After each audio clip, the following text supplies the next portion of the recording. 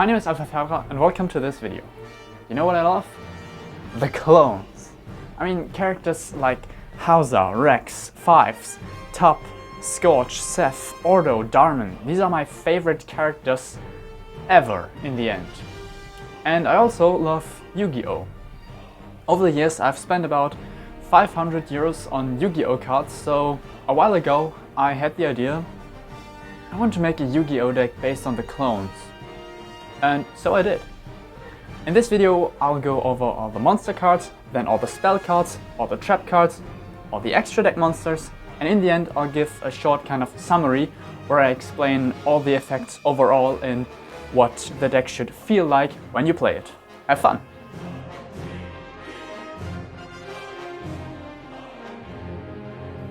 Starting off the monsters with 99. 99 is only level 1, a tuner. That will be important later.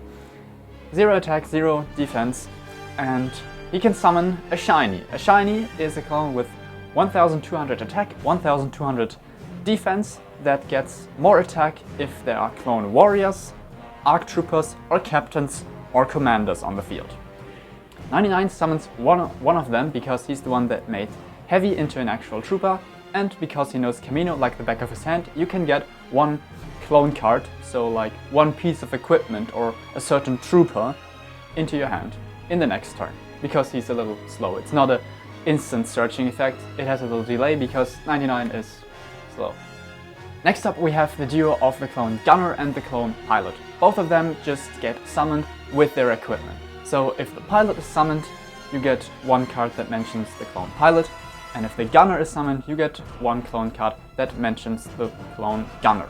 For the clone Pilot, there's the extra effect that you cannot use the card in the same turn where you got it, because the cards that are used with the clone Pilot are pretty strong, and so I balance it out by saying you cannot activate it in the same turn, but it still has the searching effect that you get a matching card to the clone Pilot.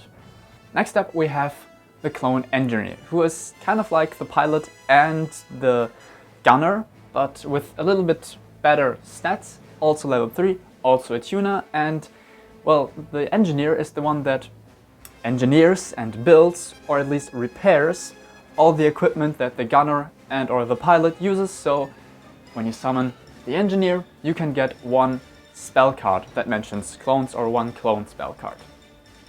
And next up we have the shiny. All the tokens that are summoned in this deck are shinies, or represent shinies. Level 3, 1200 attack and defense, tuners. Which also means all the tokens that are summoned are tuners. And I don't know if that is allowed, but I just did it, so maybe this is a new mechanic, maybe it isn't, I don't know. And the shiny has better stats if there are other troopers that have more experience and can give proper orders. So with the clone warrior, which means a level 4 clone, which is either a trooper, a corporal, a sergeant or a lieutenant, they get 200 attack, for each arc trooper 300 attack, and for each captain or commander 500 attack. Which might lead to some weird situations where you have one shiny on your field and then 2 captains or commanders, and the shiny is the one with the most attack out of all of them. But I think that is fine, because you can also interpret it that way, that this is not actually one shiny, but if you have multiple captains or commanders, then this is actually a unit of shinies which work together. And they can work together because there are the captains or the commanders or the arc troopers which can give them proper orders. Next up, as our last generic unnamed clone, we have the ARF Trooper. The duties of an ARF Trooper involve scouting and reconnaissance. So the ARF Trooper can look at face down cards. But because that effect is actually pretty bad in the end, he can also destroy spell or trap cards. Look at a card, it costs spell counters, and if they destroy a card, it costs even more spell counters. This is how it is balanced, that they cannot just each turn look at a face down card, or even at each turn destroy a spell or trap card. It has a timer on it. As our first named clone, we have the shiny that is also not a shiny, which is Core. Now, some of you might be asking, who the hell is Core?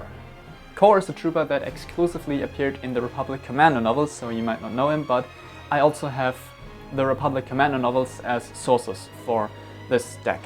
Core is a shiny, 1200 attack, but level 4 instead of level 3, and no tuner. Because Core was a shiny, he was a bomb trooper that got injured and then he worked on Coruscant, and there, more or less by accident, he was pulled into the group around Cal Skirata, which means a lot of clone commandos and the Nullarks. And there he was trained to, in the end, even take the place of a clone commando. So, if Core has someone to train him on the battlefield alongside him, you can tribute Core and summon a clone commando from your extra deck. Next up we have Kix. Kix is one of the medics of the 501st, and well, that's also his effect. He's a medic. He can heal troopers. So if a trooper died and is on your graveyard, Kix can like heal him and you can put him back into your hand. There he can recover and eventually that trooper can be deployed again if you put it on your field again. In Season 7, Kix is shown to have a decently good relationship with Jesse, so this is like his counterpart, because almost all of the troopers, or at least all of the named troopers, have a like counterpart, which is another clone that they're famously shown with. Probably the best example for this would be Boyle and Waxer. They are the duo when it comes to duos in Star Wars: The Clone Wars. And almost all of the clones, or all clone monsters to be completely accurate, have this kind of effect. And so for Kix, it is Jesse. And if Jesse is also on the field, then you can instantly summon the clones from your graveyard if they are not level 6 or higher. Which means you can summon a captain instantly, an arc trooper instantly, or a clone warrior, like Kix, or a shiny. Because all arc troopers are level 5 and all captains are level 6. Not all of them, but that's like the general rule. So next up we have Kix's counterpart, Jesse. Thing being, Jesse didn't do anything. Well, he helped Fives in Hardcase on Umbara, but that was more of a scene for Hardcase than for Jesse. So yeah, Kix is kind of just a staple trooper. If he's alongside Kix, we see him as an arc trooper, so I didn't want to make him an arc trooper there, but he just has good stats. Jesse in the end just has good stats and is more or less fodder for the synchro summons. Next up we have Top, one of my favorites. Top is the one that actually lured General Krell into a trap and stunned him. And so General Krell wasn't able to, well, move anymore. And so Top can stun a monster of your opponent and it cannot change its position. Or you can change its position and then your enemy can't change that position because that monster is like stunned. It can still use its effect, so the effect isn't all that good. And if Top is together with Fives, because, well, Season 6, Fives and Top were not really a duo, but Fives got hugely enabled by Top, so I made Fives and Top a duo. And if Fives and Top are together on the battlefield, then you can tribute one clone card and destroy one monster of your opponent. Which is kind of thought around two corners, because it references how General Krell is killed because of the actions of Top, but before that a lot of other clones were killed. So if he's alone, he just stuns Krell, and if there are other clones, like Fives in this case, then Krell is eventually killed, but kills other clones in the process before. So you have to tribute one clone. It's okay, the effect is really not that good, but it can still work sometimes. Next up we have Hardcase, and I think Hardcase is kind of a no-brainer. He's exactly what you would expect Hardcase to be. He has a good attack, he can attack twice per battle phase, and if he's attacking himself, his stats are increased. And if he's together with Fives, because yes, Fives actually has two counterparts, then, well...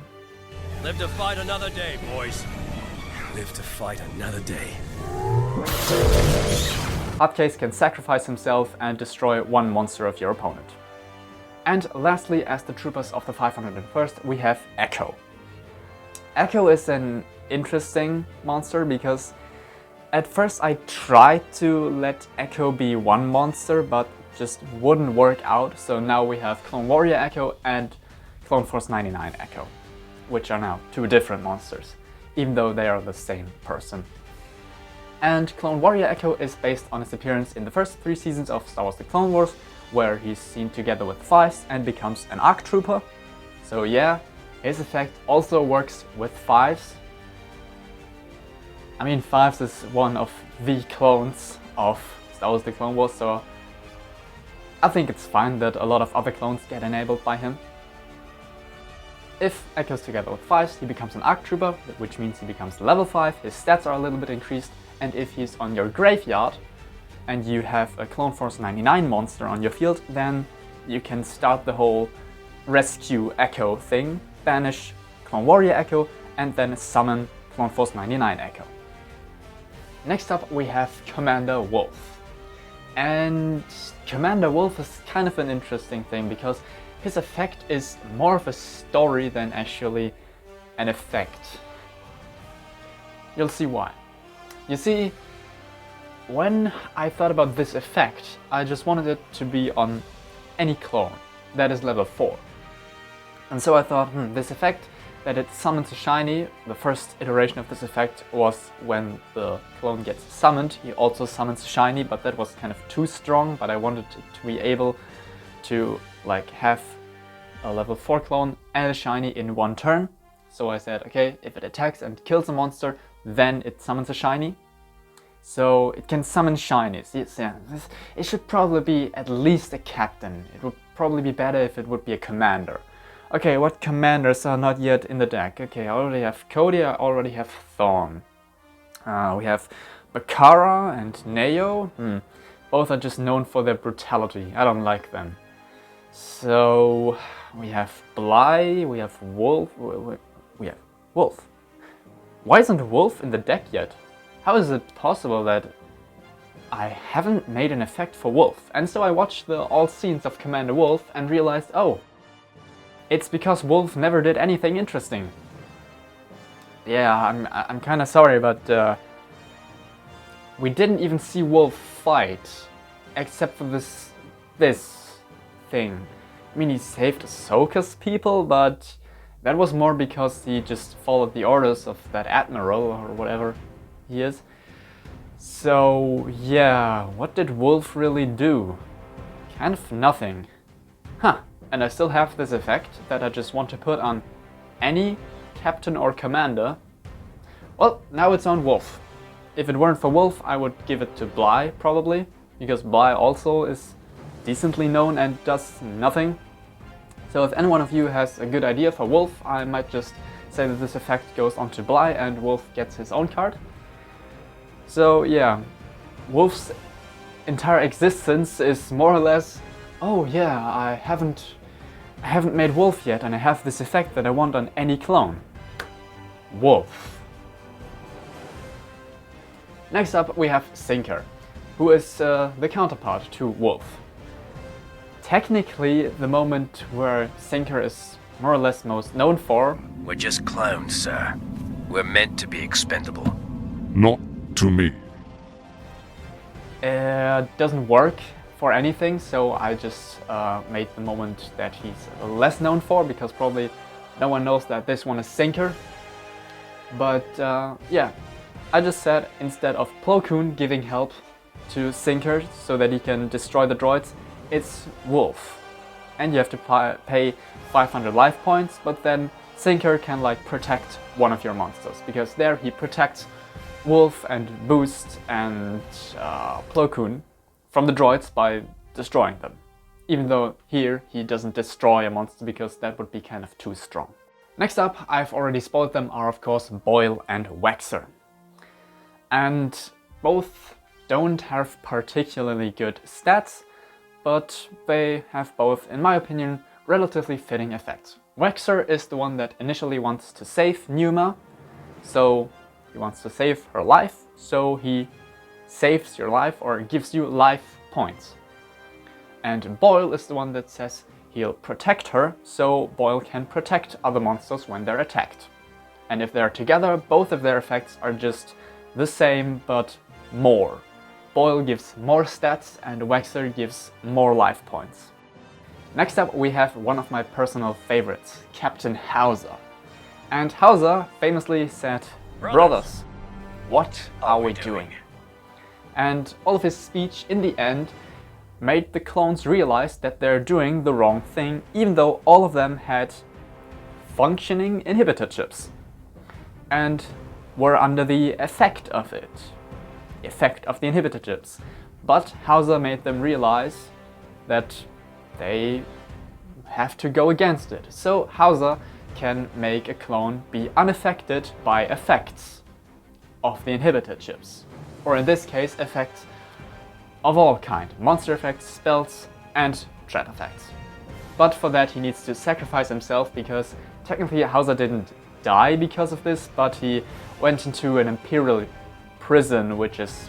I went in with 8 of my men. Only 3 survived. And as our last level 4 monster, we have another Republic Commando novel exclusive, being Commander Levitt. Commander Levitt, just like Hauser, went against his duties and protected a Jedi Padawan and made sure that she could get off the battlefield of the planet Kilora safely. So he can protect monsters that are being attacked. I'm trying not to spoil the Republic Commander novels here, so if you read them, you should read them. You'll see why he does that. Also, by the way, I know that this is a picture of Pons. It's Phase 1 clone commander. They all look the same, they all have the same armor, so I know that this is Pons, but just pretend that it's Levitt and then we'll be fine. Next up we have the first ARC Trooper, 5s. And I've already said 5s goes really well with a lot of other troopers, so the first part of his effect is that, well, he can boost any trooper's effect that he's on the battlefield with, or at least any clone warrior's effect. Because there are also some other clone monsters who are like more high ranking and have nothing to do with 5s, so I limited it to the clone warriors. The first part of 5s' like own effect is that he can look at face down cards, because, well, he's an ARC Trooper, he's an infiltrator, and he's the one to uncover Order 66. And if he's together with Hardcase or Tup, Tup enables him to uncover Order 66, and alongside Hardcase he infiltrated Umbaran bases and then an Umbaran spaceship. So yeah, those two are pretty good at infiltration together. Then he's even better at infiltration and can like destroy enemy equipment, which just means spell or trap cards. Next up we have another Clone Wars ARC Trooper, being Colt. Colt oversees the training program of all the cadets on Kamino, so when you summon him you get one piece of clone equipment, because if there's any piece of clone equipment, Colt can get it to you. Kind of like 99, but Colt can just order someone to bring it to him, and so it's a little bit better. Also, Colt is the first one to be killed by Asajj Ventress when she attacks Kamino. Colt needs to be killed first so that she can advance, so I gave Colt also the effect that he needs to be killed first before your opponent can attack the other clone monsters on your field. Next up we have a little bit of a controversy, being Fordo. Fordo is not an ARC Trooper like 5s and Colt are, because Fordo is an Alpha ARC Trooper, which means he was technically engineered to be different, and so he is originally on a completely different power level than 5s and Colt, but I kind of set the rule in my head that all ARC Troopers are level 5, except for the Null ARCs, but we'll get to that. And so, I'm kind of sorry to say, but Fordo is also just another level 5 monster. And, well, in the 2003 series Clone Wars, we see Fordo destroying droids multiple times, so he's just a good attacker. and because the Munilus 10 actually are not all ARC troopers, but some are just regular clones, but with the command of Captain Fordo, they do really impressive stuff. He can boost the attack of other clones permanently by 100. Next up we have Echo. Echo is level 6. I mean, at some point I kind of set the rule that all shinies need to be level 3, 99 is his own, so he's level 1. All clone warriors are level 4, all captains are level 6, all ARC troopers are level 5, and all commanders are either level 8 or even level 9. But then I kind of want to break the rule with the whole wolf thing, and then I also thought it would kind of make Hauser a little too strong, because we also never saw Hauser fight, except in the Bad Batch Season 3, but I didn't count that in because that wasn't out yet. So I again broke the rule for Levitt because, well, the only time we know about him fighting, he just fought some farmers. So in the end I kind of broke the rule, and with Echo, or Clone Force 99 Echo, I broke it again because he's not a captain, but it just didn't feel right to make him level 4. I didn't want him to be level 5 because that's reserved for the ARC troopers, and so now he's level 6. Yeah, the rule is not really that, it's more of a kind of guide, not a rule. So, Echo. Of course we have the whole, if your clone warrior Echo is on the graveyard, you can summon this Echo and banish it if you have a Clone Force 99 monster, but then we have his actual effect that works together with Gregor and Rex, because in Bad Batch Season 2 we see Echo together with Rex and Gregor and Fireball and Namek rescue Captain Hauser, and I don't even think we know the names of the other clones. So Echo rescues clones, and he does that of course because Brotherhood, Vode, but also so that the Empire cannot use them for their scientific advance. Echo keeps them from sacrificing clones or monsters to get better results, better soldiers, better monsters for the genetic and other scientific purposes. So he can keep your opponent from just sacrificing a monster to summon a stronger monster. And next up we have the captain, Rex. First of all, Rex, just like Fives, work together with a lot of different clones, so he can boost any clone's effect, or any clone warrior's effect. But Rex also kind of reappears and doesn't die. Yeah, if Rex dies, he can just come back. But that felt a little too strong, so I at least made his stats go a little lower when you resummon him. But the effect is still pretty good because you can do this at any time. So if you don't have monsters or you're missing 6 levels for a synchro summon, then you can just summon him from your graveyard at any time. So this is what actually makes this effect pretty strong. As our next captain we have Keeley. Keeley of course had his last stand, which he had because he wanted to get some time so that supplies for the Twi'leks could arrive so that they could survive a little longer. So this is what Keeley can do for you. You can survive a little longer, you don't get battle damage because Keeley kind of sacrifices himself alongside General Die. I still find this name absolutely stupid funny. General Die. I wonder what he's gonna do. As our last captain we have Gregor. Yeah, I counted him as a captain, not as a clone commando, and I think at some point he's even mentioned as Commander Gregor.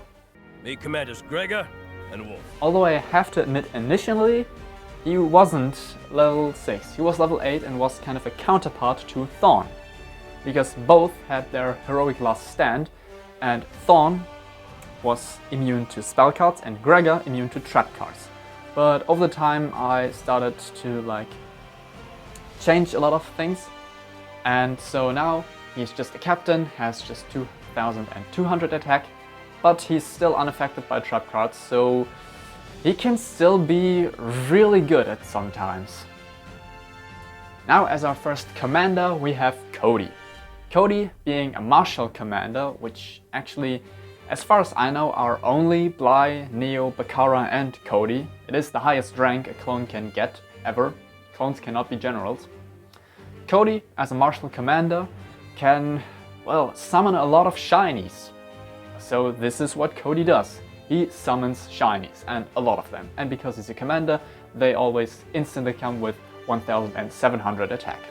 It's a pretty basic effect that I also just wanted on some clone, and I thought Cody was the most fitting, because also Cody didn't really fit for a lot of other things. So yeah, this is now Cody's thing. He has some decent stats. We saw that Cody can be a really decent fighter, but the next one, that is not just a decent fighter, that is the fighter. Thorn. As already said, he once was an equivalent to Gregor, both had 2800 attack, and Thorn was immune to spell cards, Gregor immune to trap cards, but then Gregor got nerfed down to being a captain, that is just level 6 with 2200 attack, but Thorn got upgraded to level 9 instead of level 8, and now he has 3200 attack, so that he can also kill all of the 3000 attack monsters. He's immune to trap cards, but as a little nerf, because his attack was increased by 400 and his level by 1. If he dies when he's not tributed, then you lose 700 life points, because in the end Thorn died, and yeah, he had his heroic moment, but still he died, and that meant that Scipio got invaded and the Republic lost something there, like 700 life points. So now we're through with all the monster cards, so let's continue on with the spell cards, starting with Troop Landing. Yeah, it's troops being landed. Whatever is needed on the battlefield, you get it from your deck, and like the troops are landed also onto the battlefield if there is kind of a safe perimeter, if there's already a battle going on, if you have already enough troops on the ground, there is a safe perimeter, and more troops can be landed instantly. Next up we have, I've already teased it, the Heroic Last Stand. Mostly based on Thorn and also a little bit on Gregor. Not really on Keeley, because his kind of last stand was, yeah, he killed one more droid and then he instantly died. So Heroic Last Stand. You can summon any clone from your deck. This is why Gregor or Thorn, they either, whatever is needed more, they're unaffected by spell cards or by trap cards, and they can attack multiple times in your battle phase, but at the end of the turn they still die. It's a heroic last stand after all. It is the last stand, they die after it. But this card can also be really useful if you have like one shiny and you just need someone to tribute for a synchro summon. Then you can also use Heroic Last Stand to get the perfect level trooper from your deck, because there's no level limit. Next up we have the LAAT Gunship. The gunship lands troopers on the battlefield, so you can special summon one trooper, and for that you need to control one trooper that like flies it, and if you control a clone pilot, it can fly it really well, so that you can land one trooper and the pilot can pilot it back to like the Venator or the Acclamator or wherever the troops are deployed from, and the next turn you can use it again. Next up we have the card that is literally, I'll put everything on one card, Invasion. You need to throw away your whole hand, at least 2 cards, and then you can summon one shiny, but more importantly you can summon a duo of one clone warrior and a captain, one clone warrior and an arc trooper, or a shiny, or like another shiny and an arc trooper. Or you can also summon 2 clone warriors that work together. So yeah, for example, a combo that I've used in certain duels was I used Invasion and instantly summoned Jesse and Kix from my deck, and then used Kix's effect to get another clone on the field. Like, it's with one turn, you're just instantly putting 3 cards on the field, and in best case 2 of them are directly chosen from your deck and are exactly what you need in this situation. Next up we have the Z95 Headhunter and the Y-Wing, which are just the generic, you can destroy one monster or you can destroy one spell or trap card. And if you have a pilot, someone who can actually pilot them properly instead of just a regular clone, then you can destroy 2 monsters or 2 spell or trap cards. But for the Z95 Headhunter, it's the pilot is so committed to his job that he actually dies for it. He destroys 2 monsters, but he also gets killed in the process. And for the Y-Wing, you need the pilot and another clone, so that like someone can sit in this turret thingy from the Y-Wing. Next up, we have the equipment card Arc Trooper, which is only usable on clone warriors, and well, Arc Trooper makes them be treated as an arc monster, which also means if you have a shiny, then the clone warrior gives them 300 instead of 200 attack, and they are now an Arc Trooper, which means they're level 5, their level gets increased to 5, they get 200 attack and defense, but most importantly, the card Arc Trooper changes its name to the card that is mentioned on that clone warrior. So for example, if you have Waxer, you equip him with Arc Trooper, then the card Arc Trooper is named Clone Warrior Boyle, and so Waxer gets his boosted effect. Next up we have the AV7. The AV7 mostly stands like behind actual battle lines, and so if a clone attacks with it, then they are unaffected by spells and other effects. But it has like a set damage it can do. It only deals 2000 damage every time. But if you have a clone gunner and equip this to a clone gunner, then the clone gunner can be precise enough to not just shoot at like the enemies that are marching forward, but shoot at enemy structures, which means spell or trap cards. And next up we have another clone gunner card, being the ATTE. And the ATTE is an interesting one because if you just equip it to a regular clone, it's, yeah, they have 2000 attack now and they can attack multiple times. It's just nice, but if you equip this to a clone gunner, you can say during the battle phase, I select clones on my field and instead of them attacking individually, I kind of put them in the ATTE. And for each clone that you choose with this effect, the clone gunner's attack for his attack in this battle phase get boosted by 500. So theoretically, you can have one clone gunner that is equipped with the ATTE, and then you have 4 shinies or any other clones on your field.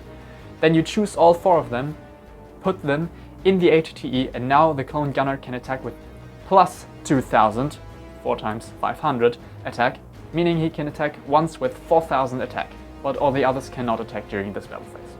Then we have the ATRT, which is the card that you'll probably mostly choose when you summon the clone gunner. At least I use that one the most, because this one actually not sets the attack to a certain amount and instead boosts it by 600. And if it is equipped to an ARC Trooper, they get an extra spell counter per turn. I've already explained this one. ARC Troopers are trained with the ATRTs. Next up we have the ATOT, All-Terrain Open Transport. Yeah, it transports clone. If you summon one clone, there surely is another one that follows directly after it. In this case, a shiny. But because this one, in most duels that I played it, it was really useful because it summoned a lot of shinies. At least those shinies don't get the stat boost. It's still a really good card though. Next up we have the clone instructor Welon Val, who is also exclusive to the Republic Commando novels, and is the one that trained Delta Squad, the protagonists from Republic Commando, the video game. In any case, it is mentioned sometimes in the Republic Commando novels that Welon Val made the clone commandos he, instructed and trained to be surviving artists. They would just survive anything, even if they went through the most extreme pain.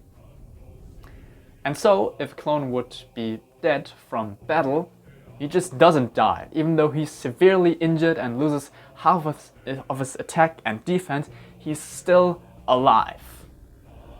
So this is what Welon Val does.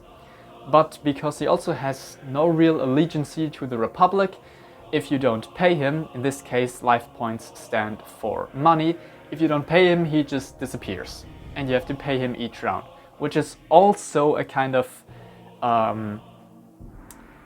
like safety against Well on Vow. You put him on the field and then you have only 300 life points left, and now Well on Vow kills you. Next up we have the rescue mission. This card was actually the Bad Batch once, before I made the Bad Batch into actual monsters. But we'll get into that and why I did that later. Rescue mission. It references how Echo is rescued. Although for this you don't need the Bad Batch, because that would be too specific. It's just you can take one clone monster from your graveyard and put it into your hand, or you can summon it. If you summon it, it loses its effects, unless you have like a good leader, meaning you have one high level clone card on your field, or you control Vode. Like if there's a strong sense of brotherhood on your field, then the clone that just got like saved, he will find its place and be of the use that he usually is. But if you don't have any of this and just summon it from your graveyard and he's there alone, then yeah, he'll probably not be of his usual use. Alternatively, as already stated, you can also put the clone in your hand and summon one shiny that also doesn't get stats, like okay, we've rescued this clone and we're taking him back, and his position that he fulfilled earlier is now occupied by some shiny, like for the time being. Next up we have Vode, the one field spell of this deck. The song that is more or less the theme of the clones. It originated in Republic Commando, the video game, and yeah, it's just brotherhood. So each turn you can at some point count all clone cards on your field, which means every clone monster that you control, plus clone instructors, which right now there is only one. I'll get into that in a short moment. And for each clone monster that you counted, you can put one spell counter onto Vode, and during any time, if it's your turn or your enemy's turn, you can put a certain amount, you can choose how many spell counters, away from Vode, and all clone monsters on your field get 50 for every spell counter that you kind of discarded from Vode. They have a strong sense of brotherhood, and so the more they are, then the stronger they are. But no matter what, we are united. Rule 1, we fight together. And also because Vode is also like heavily mentioned, of course, in the Republic Commando novels, and is taught to the clones by the Mandalorian clone instructors like Well on Vow or Cal Skirata. You can also get those by discarding 4 spell counters from Vode. Currently there's only Well on Vow, thing being I know there are a lot more clone instructors that I theoretically could put into this deck. I mean, there's Cal Skirata, there's Dread Priest, there's Mishgilama, there's Rough Brailer, but thing being, for everyone except Cal Skirata, they didn't do a lot of things that I could reference, and I don't want to make generic, like, oh, they give a little attack, because that would feel really weird. And for Cal Skirata, the problem is he did too much. I will also have this problem with another card, I'll explain it when we get to a certain trap card, but there's just too much that I kind of want to reference, and I've had like, I think 3 different iterations of a Cal Skirata card, and now I've kicked it out because every one of them just felt like this is not really paying justice to everything Cal Skirata did. And so it will probably take some time before there are some more clone instructors in this deck, until I finally made peace with my mind on one of these effects, or have a completely different idea, or finally have some ideas for the other clone instructors. But as for now, there's only Well on Vow, which is still useful because, well, Well on Vow makes your clones not die. Now that we are through with all the spell cards, let's continue on with the trap cards. Starting off with Air Support. Air Support is based on the bombing on Umbara.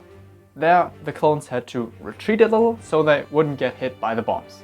You need to control a clone monster that can bomb the enemy, but I added the effect that if you control the clone pilot, he's accurate enough so that your monsters don't need to go in defense position, they don't need to retreat, they still don't get hit by the bombs, because the pilot is accurate enough to place them exactly where the enemies are and where your troops aren't. So that's the little extra effect if you have a clone pilot. Otherwise it's just put your clones in defense position and destroy one monster of your enemy. Next up we have detonations behind enemy lines, which is kind of also, I'm not sure if this is a new mechanic, but I just said, yeah, make up a method with your enemy on you pick one number between 1 and 5 and they pick one between 1 and 5, and if they guess your number correctly, then he only gets 500 damage, but if the number isn't guessed, or if you control an ARC Trooper or a clone Commando, then one of the stronger effects is activated, because detonations behind enemy lines is essentially a clone that infiltrated the territory of your enemy and laid bombs there. And if they explode, well, one of these things happens. And if your opponent guessed the number right, then he found the bombs in time and could defuse them to the point where he only gets 500 damage. But an ARC Trooper or a Commando is good enough so that they can lay the bombs at a point where they can't be found and no one can be there in time so that they cannot be defused. And so if you have an ARC Trooper or Commando, this effect always works. So that's the whole thought process behind detonations behind enemy lines. I quite like this one. It's also really useful. Next up we have the ambush. Ambush is when your enemy walks into your territory and then you can attack them there from all sides. That means the attack of an individual isn't as important as the attack of all your forces combined. Next up we have Red Zero. Red Zero is a code that you need help that I found in Republic Commando, not the game but the novels. Their Omega Squad used it, and so someone came to rescue them. And so when you activate Red Zero, because one of your monsters was killed, then someone comes to investigate, but they find, oh, you've already been killed, and so they leave again, but you, as the Grand Army, the Republic, whatever, already have ordered them once, so now they are still kind of at your disposal, so instead of going back into your deck, they're going back into your hand. So it's essentially when a monster you have gets killed, you get a monster from your deck shortly onto the field, but mostly into your hand. Next up we have a card which I'm a little bit ashamed for, because this is the other case like with Kalskarella, because next up we have Omega Squad. And thing being, Darman is part of Omega Squad and he's probably my favorite clone ever, even above Hauser and Top and Fives. Darman is really such a cool character. Thing being, Darman did so many things and had so many special moments that nothing kind of felt right. Nothing felt like it would pay an actual real tribute to Darman as a character. And the problem for the rest of the Omega Squad members was they didn't have enough moments or personality traits that actually made for a good effect. And so in the end I kind of degraded them to just be Omega Squad. They sabotage attacks, like they did on Kilora in the first Republic Commando novel. They sabotaged the developing and the research for a virus that would have killed clones specifically, and then in the second novel they helped to bring down a Terra cell that was operating on Coruscant. And so when you activate it, you can destroy the monster that has attacked your monster or you, and for every other time it's a coin flip if they actually get it. If they are able to sabotage the attack, flip a coin, predict the outcome. If you're right, then the attack is cancelled. And that's a permanent card, so it can be really good. It is still a good card. Omega Squad is good, but I'm still a little bit frustrated about this, because Darman has so many things going on that, just like with Kalskrada, I can't make him into a card. Some others don't have anything that actually makes for a good effect, for a good card.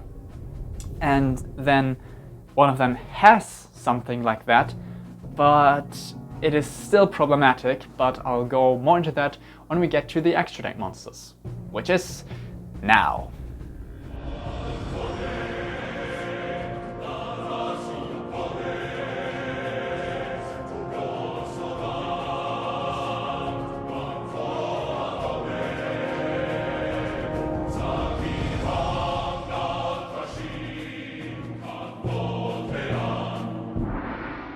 Well, we don't get into that problem immediately. We start off with the Bad Batch, Clone Force 99 Hunter. Hunter is the one that kind of rejects the Empire instantly. So he's not affected by the inhibitor tip, but he can also not be manipulated into believing what the others tell him about the Empire. So he's unaffected by monster effects, and he cannot be summoned onto your opponent's field, and he cannot be tributed for an effect of your opponent. He's completely like unaffected by the Empire. At this point you're probably already catched onto this, but this deck is like really clone glorifying. We don't talk about Slick, we don't talk about clones serving the Empire, we don't talk about Aura 66, and probably the most obvious it gets when we get to Crosshair, because Crosshair is based on his appearance in Season 7 of the Clone Wars, not anything at all on the Bad Batch. I've like talked about Echo in the Bad Batch, so I still have the Bad Batch as a source, but this is just Crosshair from his days when he served the Republic. And during his days in the Republic, he used these reflector thingies to mow down multiple droids with one shot. And so this is what he does. When Crosshair is summoned, you can put spell counters into your opponent's spell or trap card zones. And if Crosshair then destroys a monster, then you can kill 2 more monsters that are level 3 and have 1000 or less attack. Why these stats? Because simultaneously, while I was making this clone like Republic deck, someone else, actually 2 of my friends, made a CIS deck. And one droid version was stronger than the other, like the B1 battle droid version, and the stronger one was level 3 with 1000 attack, so this is why Crosshair can kill multiple level 3 monsters with 1000 or less attack. It's fine, the effect can be useful, it can also be quite useless, but it's there. But now let's get onto the next Bad Batch member, being Wrecker. And Wrecker is kind of a funny story, because Wrecker's effect is just he attacks. He has the most attack out of all the Bad Batch members, and he attacks. The declaration of his attacks cannot be cancelled, his attacks cannot be cancelled, and all effects that would cancel the declaration of an effect are ignored. So for example, if your opponent has 2 of these monsters that say you can only attack this monster, like Gentlemander, Wrecker just ignores these and attacks, and at first I thought, that's just funny because this will never happen, or like 1 in a million times this will actually be useful. I just thought it was funny because Wrecker doesn't care if it's useful or a good idea, he will just charge in anyway. But it actually won me a duel once. So I guess it can be useful in certain moments.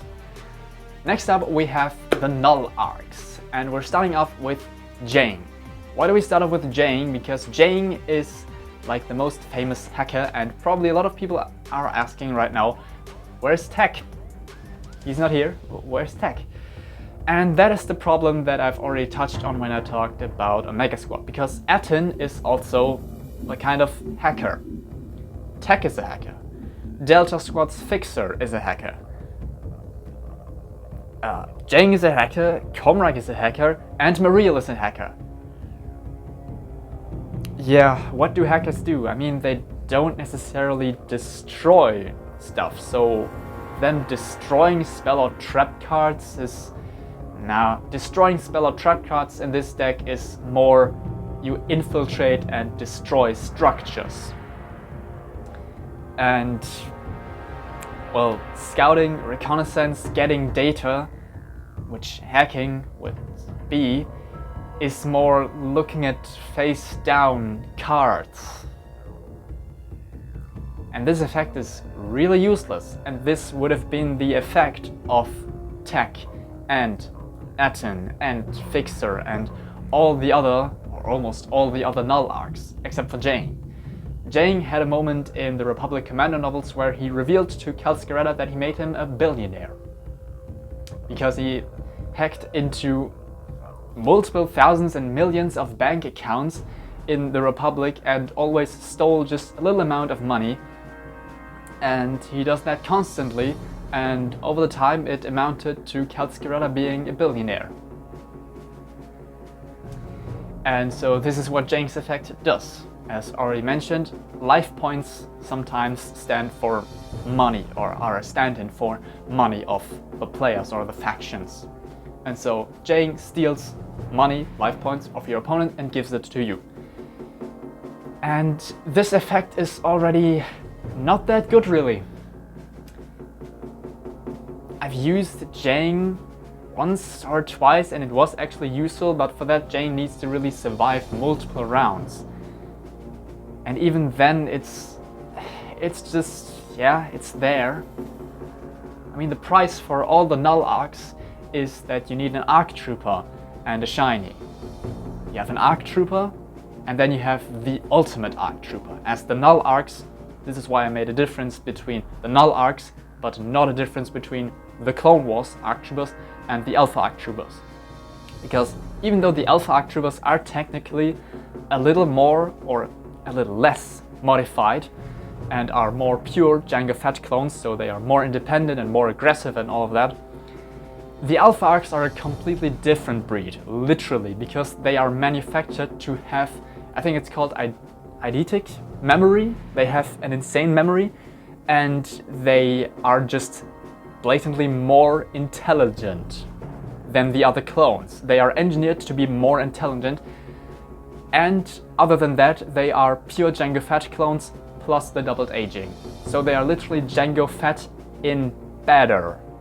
So the null arcs are definitely just better than the usual arc troopers, even the Alpha arc troopers. This is why they are level 8 and you need an arc trooper plus a shiny. And yeah, these costs are mostly not worth it to put into Jane. And so just having more of these hacker effects of getting life points, it wouldn't be useful. You just wouldn't use Tech if you had that kind of effect. And you also wouldn't use Tech if you had the effect of you can look at face down cards. And what else does Tech do? Die? Yeah, we already have hard case for that. And dying so that you can protect another clone, yeah, we have Hauser for that.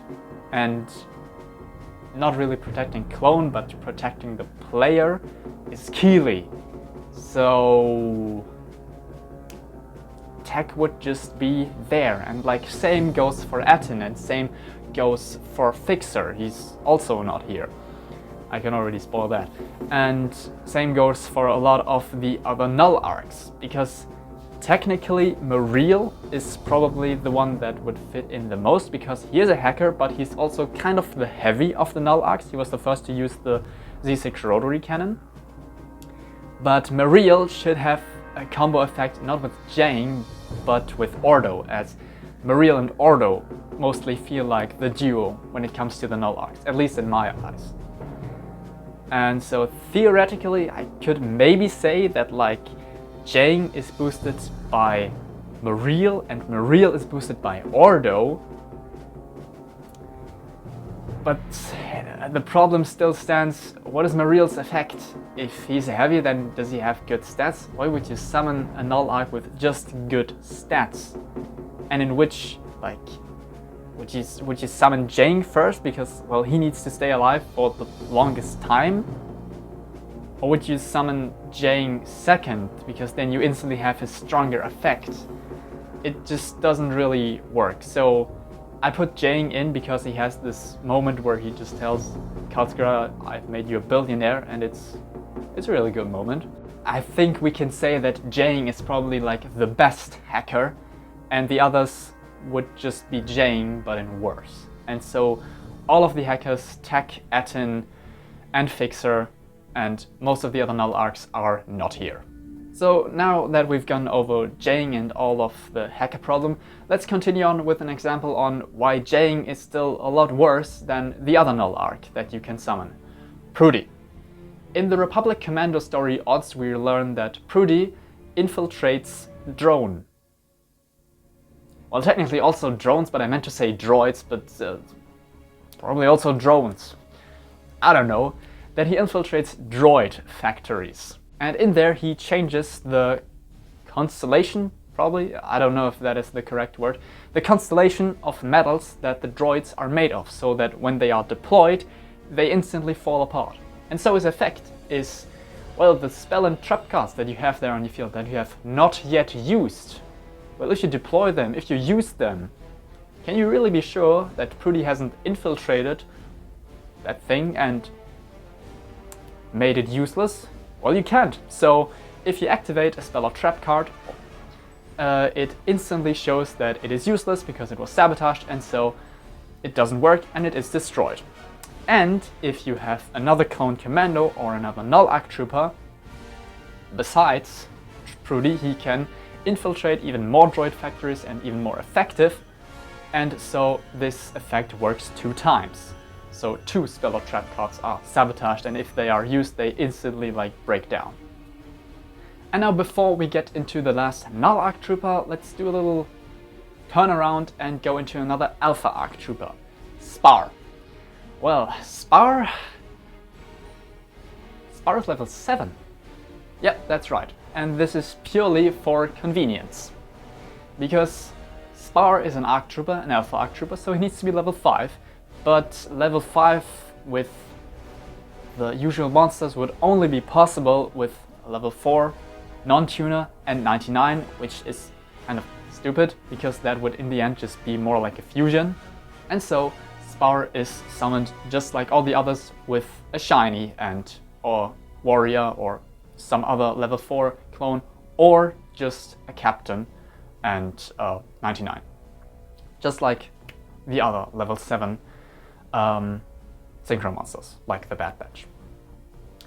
And Spar instantly deserts, because that is what Spar did. Spar deserted before his training on Camino was even complete. He deserted the army before he was even about to be deployed. And so when you summon him, he's gone instantly.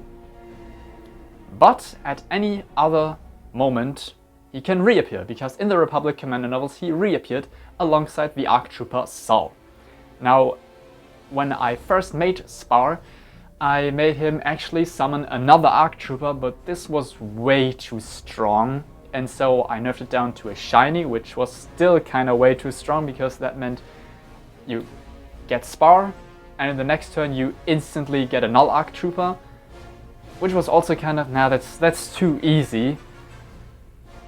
So now I've changed it. When you summon Spar, when you resummon him again in the next turn or any other turn, you can actually get 1 Arc Trooper from your deck, or Arc Trooper, the spell card.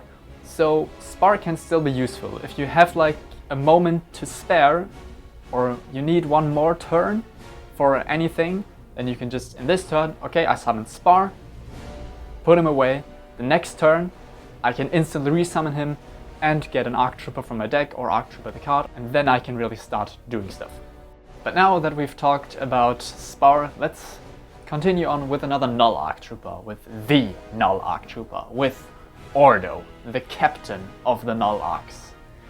He can only be summoned using 2 Arc Troopers, because XYZ, 2 level 5s, only level 5s are the Arc Troopers, you get the point. Ordo. Ordo is an ice-cold killer, and so he can kill you without even really attacking you. I mean, there were multiple moments in the Republic Commando novels where he just absolutely casually kills someone. One of those moments was even in public. So yeah, you can detach 1 material and just kill one of your opponent's monsters. And if you have another null arc or another clone commando that can help him, this effect cannot even be cancelled. Also because Ordo kind of pulled core into the whole group around Cal Scarada, and then he helped with a lot of things too, and then became a part of a commando squad. He can also, well, more or less just take other troopers and make them help him in his missions by attaching them as material. This is kind of weird that like they get attached and then they get thrown into the graveyard, so it's kind of they die for him killing someone, but just ignore that. Ordo has a little bit more attack than the other Null Arcs, because I like him more, because he's the captain of the Null Arcs. He also mentions them, and they've been mentioned a lot. Now let's finally talk about clone commandos. Starting off with Delta Squad's own Seth. Of course, level 7 you need one clone tuner, one clone non-tuner, and Vode on, or well on Vow. Because all the clone commandos were pretty strong, at some point I decided I'm going to like nerf them by giving them the extra effect that you need to have at least Vode on. And only then you can summon the clone commandos. Because the clone commandos, they're all pretty good. So Seth, 2500 attack, but he doesn't even need to get into a fight with you. If you have another clone commando that can cover him, he can just snipe your enemy away. I mean, he does not do like the flashy shots that Crosshair does, but he still kills his targets. After all, Seth is described as the fiercest hunter of them all, and he definitely is. And he's also one of my favorite characters like ever. Sometimes I literally just listen to his voice lines as music. But to be fair, I do that for all the Republic Commander characters. For Seth's effect, I have to admit, I at first thought about him only being able to do his effect when you have Scorched, but that felt a little too much of a nerf to Seth, so I put it down a little and say you can also have Boss. So now that we've talked about Seth, let's continue on with Scorch. The same as Seth, level 7, but you need Vode on or Babon Vow, because well, they're part of the same squad. And Scorch is the demolition expert, and so he puts charges everywhere. And so when you summon him, you can take one face down spell or trap card from your deck and attach it to Scorch, and when your enemy summons a monster, you can decide, did Scorch put a charge right there? Yeah, I think he did. So I'm going to detach this spell or trap card and cancel the summoning of that monster. Why a spell or trap card? Why not do this with a spell counter? At first I wanted it to be a little more costly, and I think it fits better because, as already said, the spell or trap cards are sometimes moments, but sometimes they're also parts of equipment. And the charges are not randomly on the ground, but actually in Republic Commando you always put them onto the doors or onto the droid dispensers. So Scorch has laid a trap, a charge, on that piece of equipment, and kind of the enemy monster lands right next to it, and then it gets blown up, and so this piece of equipment is also gone. This is the thought process why a spell or trap card. And I think it's fitting. After that, Scorch is just a monster with good attack. I have to say, all of the Republic commandos are not based on any appearances outside of Republic Commando, the game. They're all based on their in-game appearances. We're not talking about the Bad Batch Scorch. I am still so mad about this. But anyway, let's continue on with the last commando, Boss. Well, first thing to notice, Boss is not level 7, he's actually level 9, because Boss is stronger, because Boss is you. You are the boss. Boss is the player. You play as Boss. And so how strong is Boss? Well, depends on how strong you want him to be. How much do you commit on Boss being strong? How much of your life do you commit on Republic Commando? You can pay up to 3000 life points, but then you have Boss with 3200 attack, because you can pay 1600 life points for his stats. Defense is only the amount you pay, but attack is actually the amount you pay doubled. And then you can pay 700 life points to make him immune to spell card effects, and then again to trap card effects.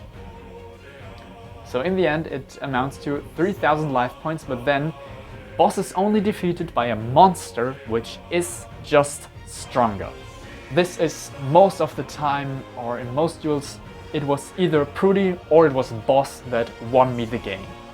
Because, well, he is supposed to be exactly that fortress, the player. Of course you win the game by playing yourself. So yeah, this is boss. And now a little side note, I thought about giving all of them the revive mechanic from Republic Commando. But then I thought, this is either gonna be useless, because you only have one on the field, or it is really OP, because you have two on your field, one gets killed, it revives. The other is killed, oh, it revives. Your opponent needs to kill both like at the same time, so that they are actually dead, which makes them a lot more strong than they already are.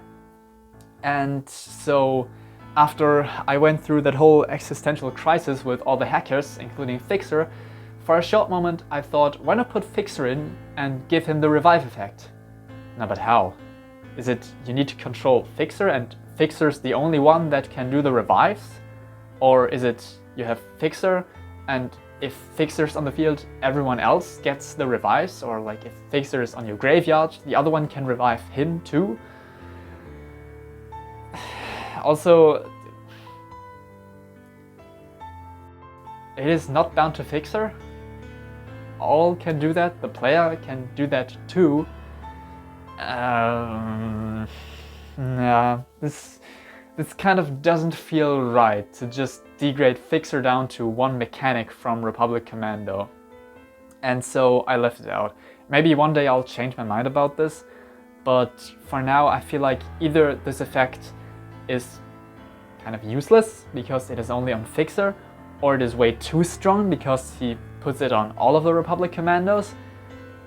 But most of all, it doesn't really fit Fixer. And so it's not here.